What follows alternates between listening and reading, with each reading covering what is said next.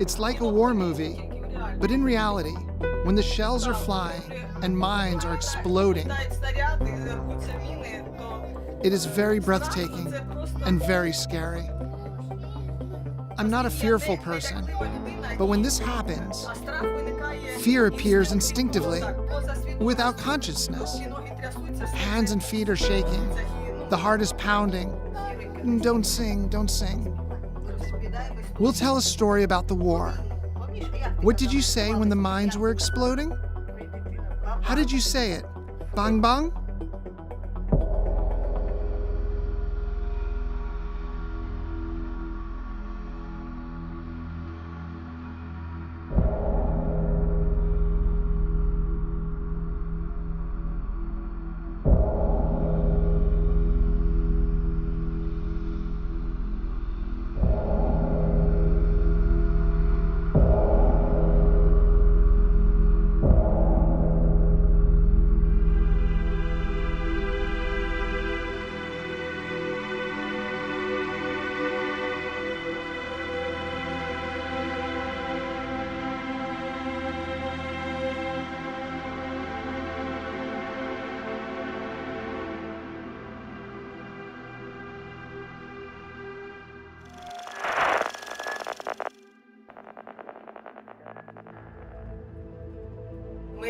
We can say that from the very first days, we saw all the groupings that shook the earth,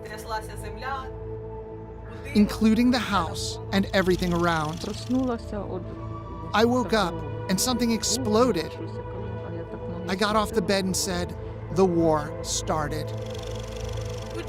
It is very scary. It feels like a dream that you can't wake up from. I was walking my dog when the shelling started and rockets started flying. The windows were shaking. You could actually hear the windows shaking from the explosions. The first bomb exploded in my house. There was a whole battery on the shore there, and they were bombing here for 2 weeks. They promised us that they would not touch us. After a while, the house was destroyed by them. It was helicopters and Grad, MLRS systems, and airplanes. Relatives from Bucha, from Kyiv, filed a wanted list and posted photos because they couldn't find us. Look at the shrapnel flying.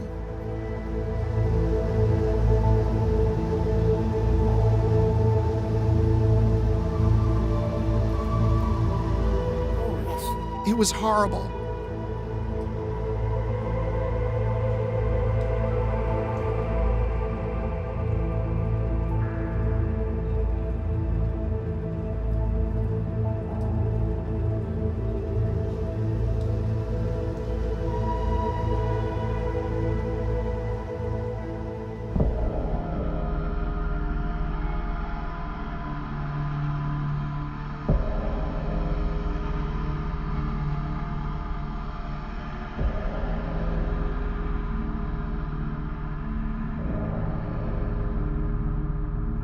We were frozen by the fact that we could not get water normally because there was a sniper in the village council and on the roof of the school, and we weren't around like that.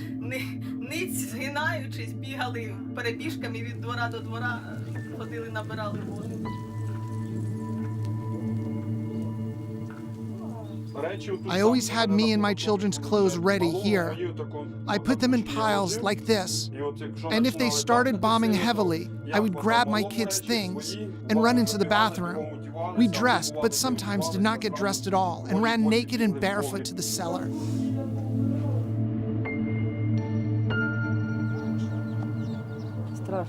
I was scared, very scared.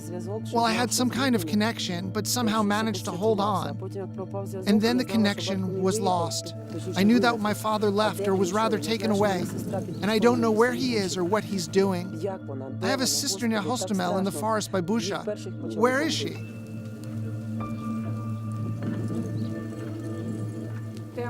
It was dark, there was no reception, no light.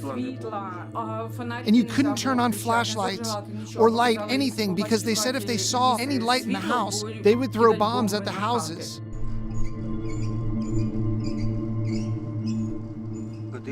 I was chopping wood and cutting wood in the cellar. We could hear the shells flying. That shells were like squealing. But after the window fell out and the lid closed over me, and it hit me like that, I saw my whole life before me in just a minute.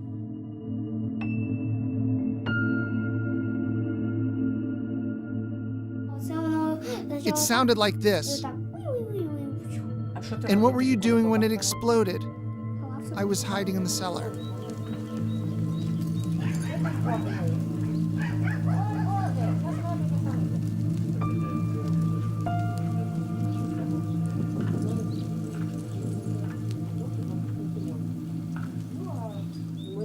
We cleaned up all the potatoes here, moved them there, put them on the shelves. We put them on different mattresses and accommodated 11 people here and slept here and spent the day and night here. The food was here.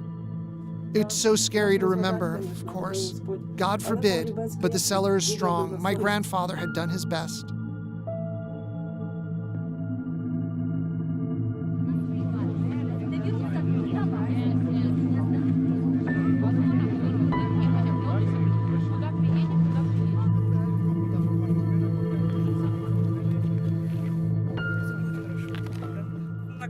There are good cellars in apartment buildings, buildings that fit 30 to 50 people at a time, and you can cook on the fire outside.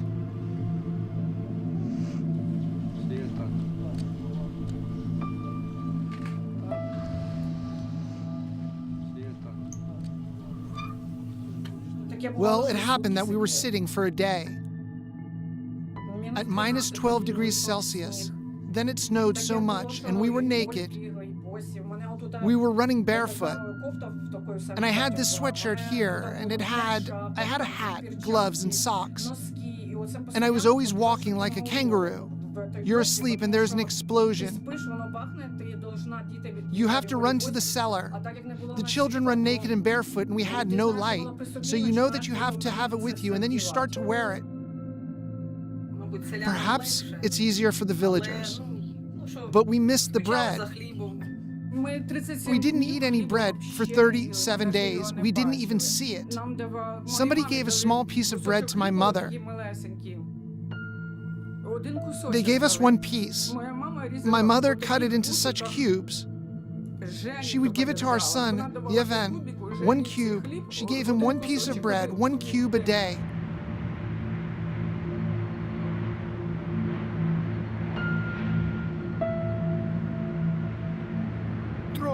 I had some potatoes left in the cellar,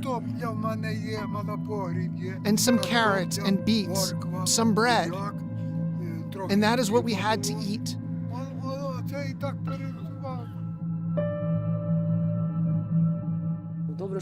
It's good that there is food in the village.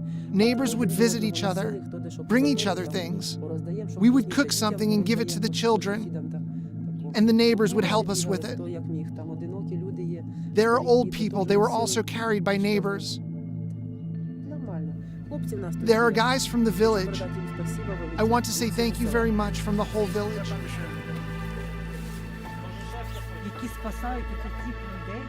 Rescuing people all over the village. 4 men who share the meat, who share the flour, who share the sugar, who share the medicine.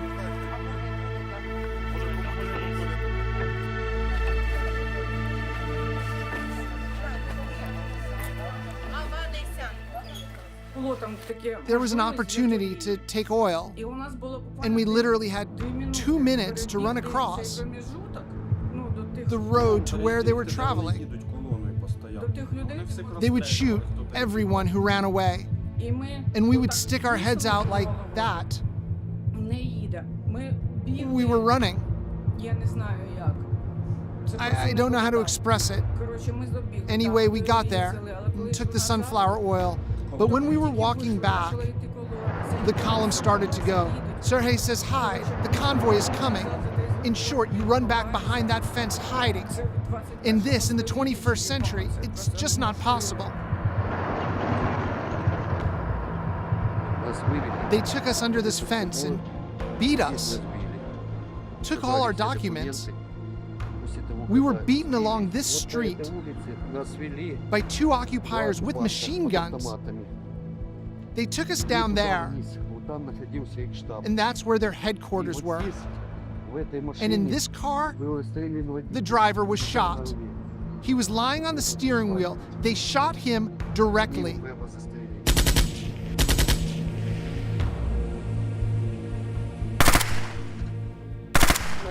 We have a market there, and our uncle, a man, he's a watchman there. I ask him, "What do you eat there?" And he says, "I've been eating apples for 6 days now." My son and I packed 2 bags of food and carried them to him. And it was those racists who kidnapped us. And they asked, "Why have you such unknown calls on your phone?" There were some people, but they went away. Where exactly? I'm saying, I don't know. And they didn't tell me where they were going. There was some kind of equipment in the car, and they were putting my phone under the equipment and reading everything. Whom did I call? They kept me and my son on our knees, but thank God they let us go. They asked me where the Nazis and where Stepan Bandera was. And I said, "Are you kidding me?"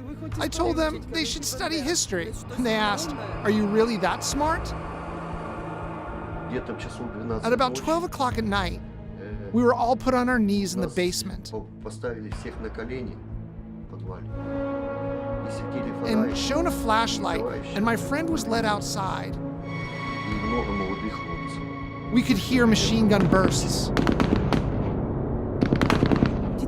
I kept asking them to let go of the children, even the little ones. That boy was sitting out there, maybe 11 years old, and I kept saying, "Take me, let go of the children." I was sleeping at 3 a.m. and they shot the lock. They are breaking through the windows and entering the house. They broke the window and I was sitting there, saying to the boys, what did they want? Who was there? "Grandma, we're going to see." And they went forth through the rooms with the machine gun, opened the cabinets, broke everything, and then told me, "Close everything." It was a tank, just after we were leaving. They wanted to shoot an old woman near the tank. And one of them said, "Nah, the old guy, we don't need it." They had already shot 3 people on the neighboring street. One of our uncles was wounded, and we were helping him. His leg was wounded on the neighboring street, Vatuna Street, parallel to ours. A young man, Maxim, was killed there. Woman and man was shot, and their children were left orphaned. As Russian troops entered, there was a lot of equipment, more than 1,500 armored personnel carriers. They were driving around and shooting at everything they saw with assault rifles.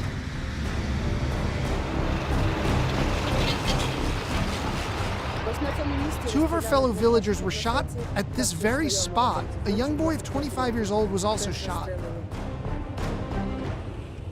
We approached probably 50 meters away. And they saw us, and they had machine guns. I raised my hands like this and said, "My child is lying there wounded." I wanted to take him away.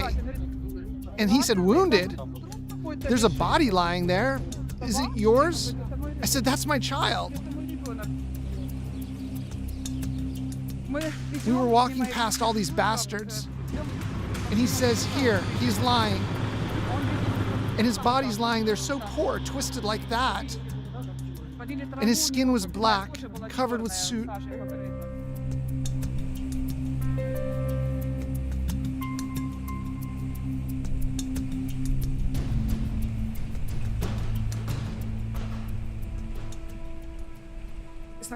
At first we were afraid of the vehicles when they were driving.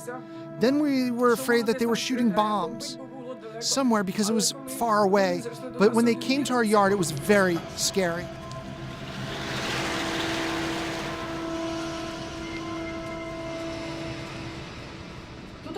We had a mattress and we were sitting on it like this. Me and Sergey, Zhenya, Nastya, Nazar.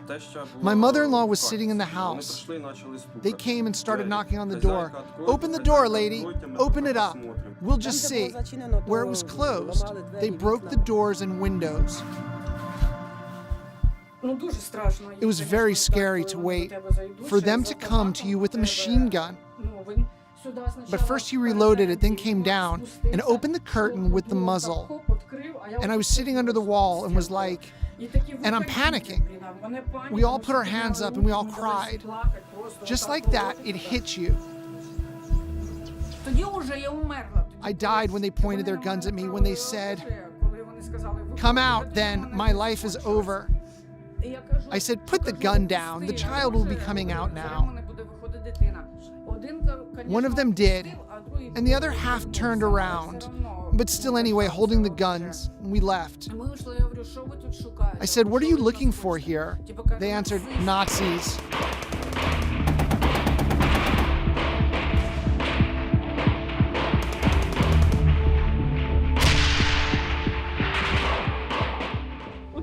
The doors open and I'm at the threshold. And I just walked in and I was at the door. They opened the door and 6 people are standing there with guns pointed at me like this. And they pointed the guns at me. They wanted our soldiers and asked, "Who do you have?" And I said, "We have 5 pensioners."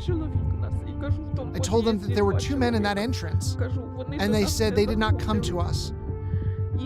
And there's no one here but us.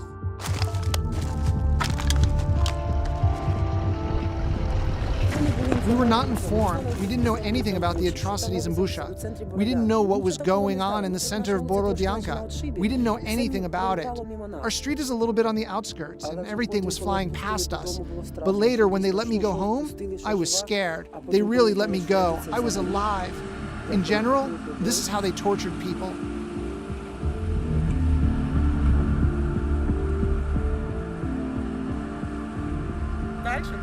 Next, there was Kadyrov's people. They were taken prisoner in a military camp and held in cellars. Then they took 3 buses to the border with Belarus, where they raped the girls. Taken by families, they were raped, hung, and executed.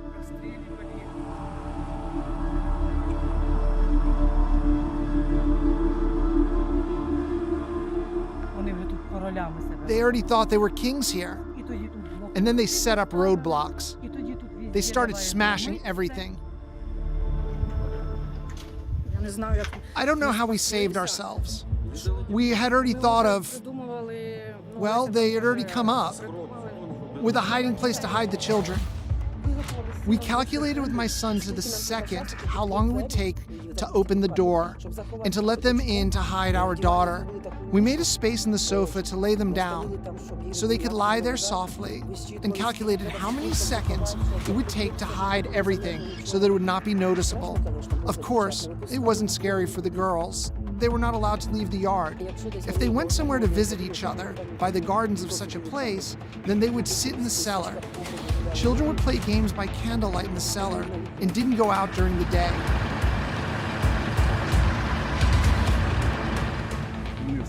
They destroyed everything. They took everything away. They were looking for meat.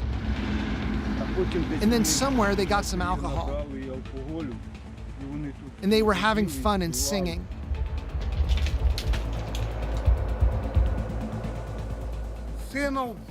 My son was killed on March 3rd.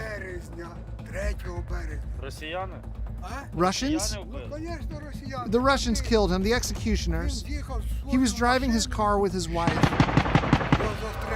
He was shot in the throat and then in the heart.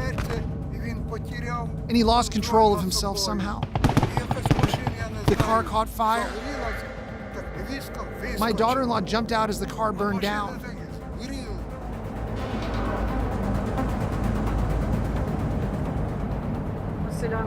Vasil, our brother-in-law, was also tortured for 3 or 4 days. He had to leave us to bring cereals, and he disappeared somewhere.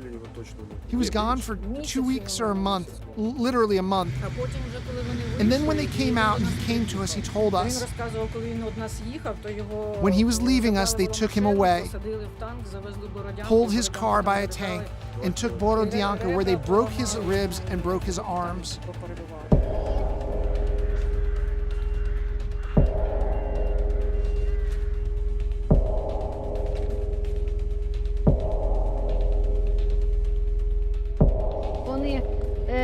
They were shooting at everyone's cars, like theirs, for example.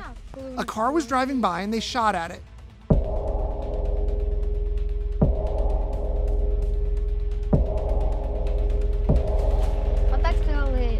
That's where hurricanes and grads, the MLRS system, stood. Yes, every day grad bombs were fired. We came out of the yard and watched the cassette being shot. I personally recorded 14 seconds of flying and then explosions.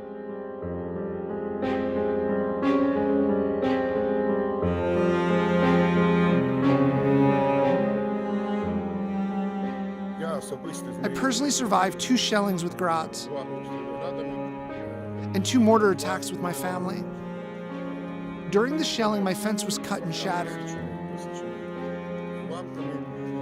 The neighboring houses burned down and were broken by the shelling. A shell came into the yard. It buried in the ground and did not explode.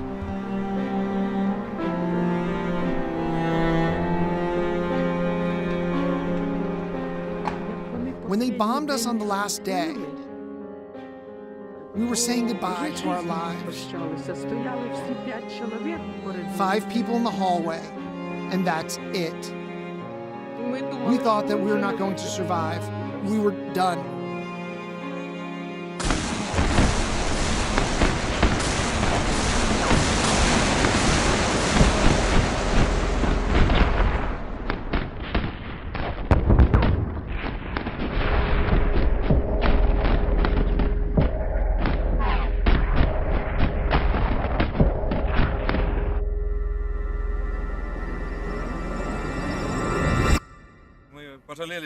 We regretted staying because the children were on the verge of death.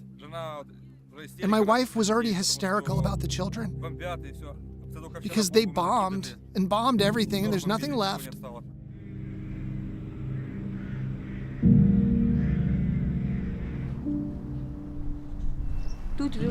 Children lived here. Almost 50 children were educated here. It was nice, it was clean.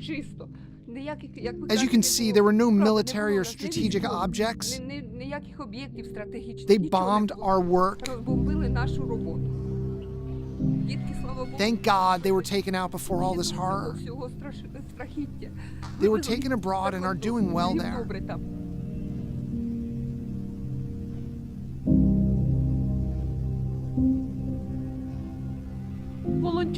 Volunteers came, and I remembered the 15th.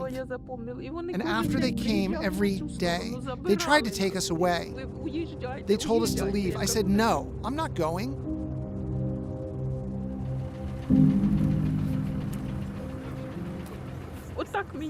That's how I should do it. I think that if I don't leave, no one will think about us. And then when the police brought us food, and volunteers brought us food, and everyone started to bring us food, God, they haven't forgotten about us. I thought they would forget, but I was only lost in my own thoughts. Thanks to everyone who cares about us.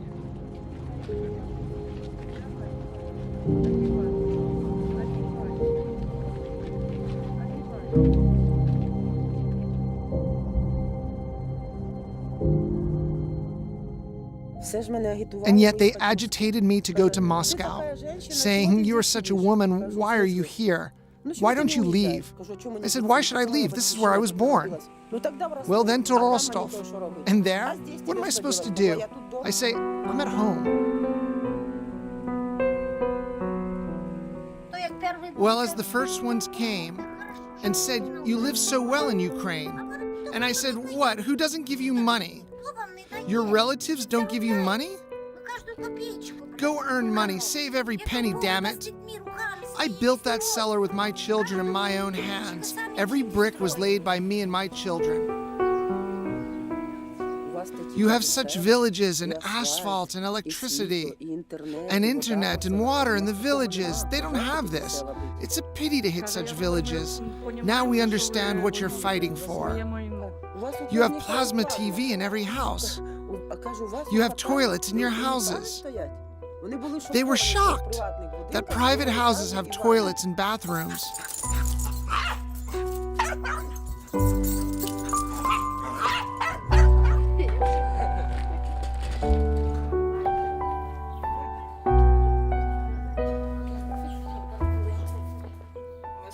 It's scary, it's horrible, you can't imagine anything worse.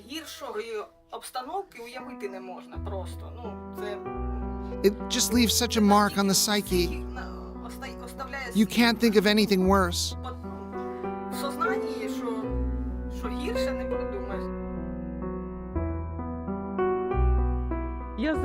I stammered for a week and couldn't speak after that, totally traumatized. And what kind of person is able to endure all this? And we, thank God, survived it all. We will rebuild, clean up, do something. Children will come back. Our children will return and we will work.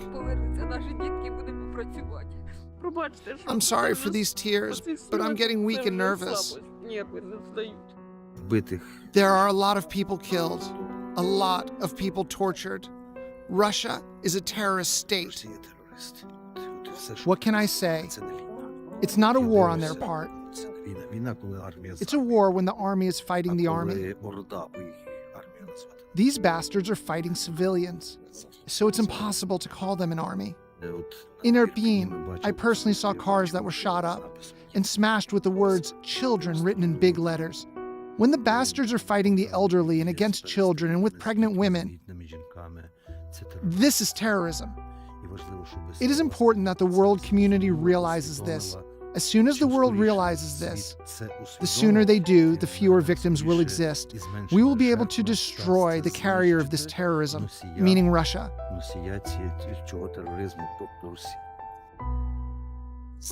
They can only be dealt with in one format.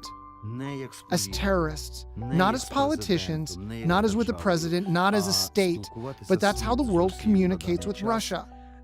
Bucha, Holodomor, Irpin are vivid examples of crimes in this regard. The world has to communicate with Russia as with any other terrorist organization.